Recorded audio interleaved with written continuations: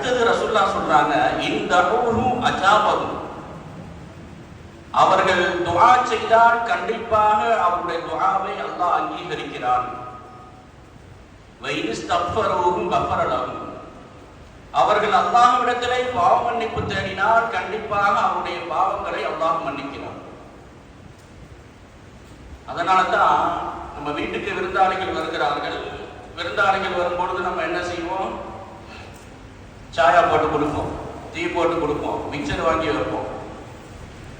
ஆனால் அல்லாஹ்வுடைய விருந்தாளிகளை அல்லாஹ் கண்ணியப்படுத்துவதற்காக உலகத்திலேயே மிகச்சிறந்த தண்ணீராக இருக்கின்ற ஜம்சம் தண்ணீரை கொடுத்து அவர்களை கண்ணியப்படுத்துகிறார்.